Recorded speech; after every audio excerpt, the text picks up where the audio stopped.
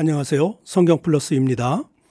오늘날 한국교회에서 가장 큰 문제 중에 하나가 있다면 성령님에 대한 오해라고 볼 수가 있습니다. 성령님이 누구이신가요? 성령님은 삼위일체 하나님 중에 한 분이십니다. 그럼에도 불구하고 많은 성도들이 성령님을 마치 하나의 어떤 능력이나 기적을 일으키는 신비한 존재로만 생각을 하고 있는 것입니다. 그래서 오늘날도 많은 성도들이 성령을 통해서 어떤 기적이나 신앙적 체험을 하려고 합니다. 어떤 모임이나 집회에 가보면 목회자들이 안수를 할 때 쓰러지거나 넘어지거나 몸을 흔드는 경우를 많이 보게 됩니다. 그러한 신비한 신앙적 경험을 통해서 자신이 성령을 받았다고 하는 확신을 가지려고 하는 것 같습니다. 물론 우리들은 이러한 신앙적 경험을 통해서도 성령님의 임재를 확인할 수가 있습니다. 그러나 성령님은 신적인 분이시기도 하지만 인격적이신 하나님이라는 사실을 인식할 필요가 있습니다. 인격적인 하나님이라는 말은 하나님도 우리 인간과 같이 지식과 감정과 의지를 가지신 분이라는 것입니다. 그러므로 우리들은 하나님을 만나고자 할 때 신비한 경험을 통해서만 아니라 말씀을 통해서 인격적인 만남을 갖는 신앙을 가질 필요가 있습니다. 오늘 말씀을 나누기 전에 몇 가지 질문을 하여 보겠습니다. 첫 번째 질문은 여러분은 성령을 받으셨습니까? 라고 하는 질문입니다. 이 질문에 많은 성도들이 잠시 머뭇거릴 수도 있습니다. 두 번째 질문은 여러분이 성령을 받았다면 언제 받으셨나요? 라고 하는 질문입니다. 예수님을 믿고 영접할 때 받으셨습니까? 아니면 예수님을 믿고 나서 한참 후에 성령을 받으셨습니까? 아니면 지금도 성령을 받았는지 잘 모르고 계신가요? 세 번째 질문은 우리들이 성령을 받았다면 그 증거는 무엇이 있는가라는 질문입니다. 오늘은 이러한 세 가지 질문을 중심으로 말씀을 나누어 보고자 합니다. 사도행전 19장 1절부터 7절 말씀에 보면 사도 바울이 에베소에서 어떤 제자들을 만나 대화하는 장면이 나옵니다. 바울이 그들에게 이러한 질문을 합니다.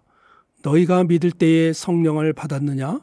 너희가 예수님을 믿을 때에 성령을 받았느냐는 질문입니다. 그때 제자들이 이렇게 대답을 합니다. 우리는 성령이 계시다는 사실도 듣지를 못하였습니다. 그래서 바울은 다음과 같은 질문을 또 던집니다. 그러면 너희가 무슨 세례를 받았느냐? 그들이 대답하기를 요한의 세례를 받았다고 대답을 합니다. 그들은 요한의 세례인 물 세례만 받은 것입니다.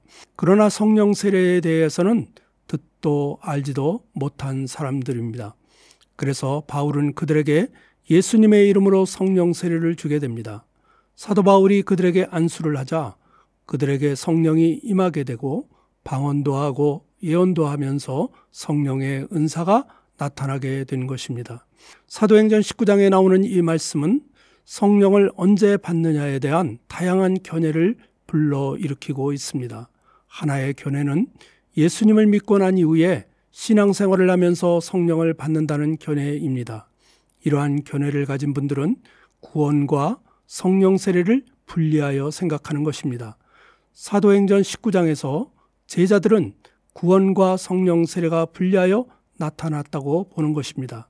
그들은 먼저 요한의 물세례를 받고 예수님을 믿음으로 구원함을 받아 예수님의 제자가 되었습니다. 그러나 그들은 나중에 성령 세례를 받게 됩니다.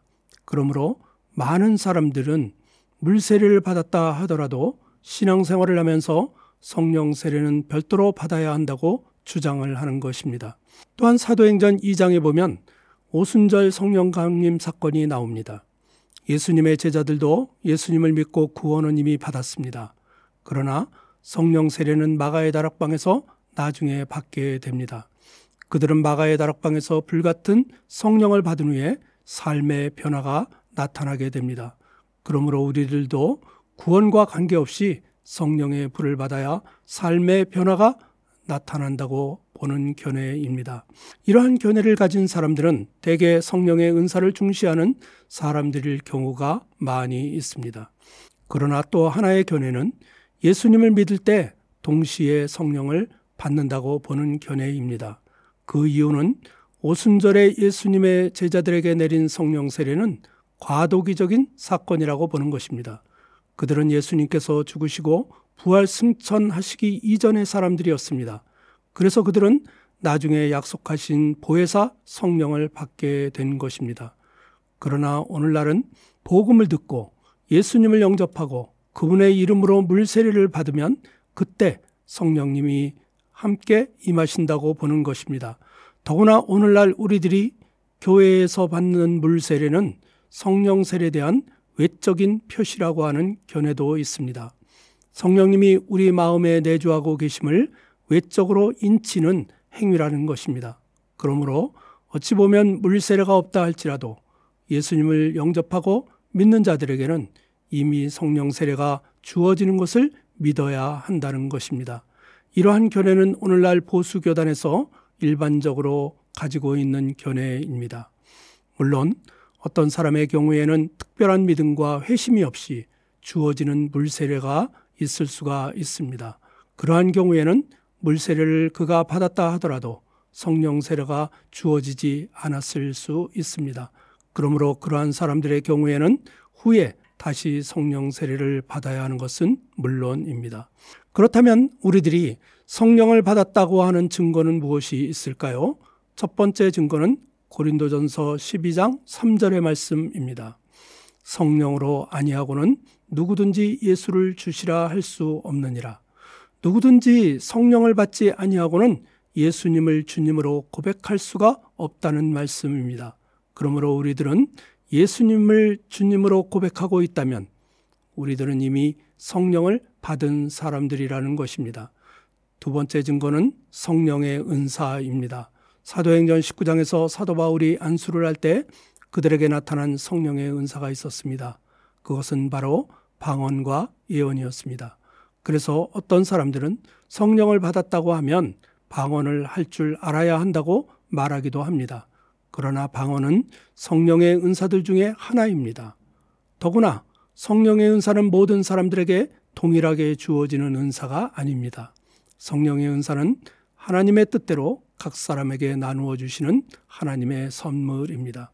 그러므로 우리들에게 성령의 은사가 나타난다면 우리들은 이미 성령을 받은 사람들인 것입니다.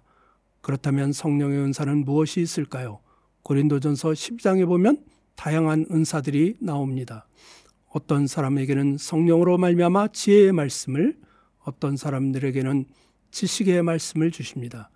또 다른 사람에게는 믿음을 주시고 또 어떤 사람들에게는 병 고치는 은사를 주십니다. 또 어떤 사람에게는 능력 행함을 주시고 예언함과 영들 분별함과 각종 방언 말함과 방언을 통역하는 은사를 주십니다. 이 모든 일은 같은 한 성령이 행하셔서 그의 뜻대로 각 사람에게 나누어 주시는 것입니다. 성령의 은사는 이처럼 다양합니다. 이러한 다양한 은사들이 우리에게 나타날 때 그 은사들은 우리들이 성령을 받았다고 하는 증거가 될 것입니다. 세 번째 증거는 성령의 열매입니다. 성령을 받은 사람들은 열매가 열리게 되어 있습니다. 갈라디아서 5장 22절과 23절 말씀에 보면 오직 성령의 열매는 사랑과 희락과 화평과 오래 참음과 자비와 양선과 충성과 온유와 절제니 이 같은 것을 금지할 법이 없느니라. 그리고 그 사랑의 9가지 열매 중에 가장 중요한 결정체는 사랑이라고 볼 수가 있습니다. 우리들이 예수님을 믿고 난 이후에 우리의 성품이 변하고 인격이 변하고 사랑이 많은 성령의 사람으로 변하고 있다면 우리들은 이미 성령을 받은 사람이라는 증거가 될 것입니다. 그러므로 우리들이 오늘도 예수님을 주님으로 고백하고 있다면 우리들은 이미 성령을 받은 사람들이라고 확신할 수가 있습니다. 이제부터는 성령을 받았는지 아닌지 그러한 것을 가지고 고민하기보다는 오늘도 주님이 우리들에게 주신 성령의 은사가 무엇인지를 살펴보는 것이 중요합니다.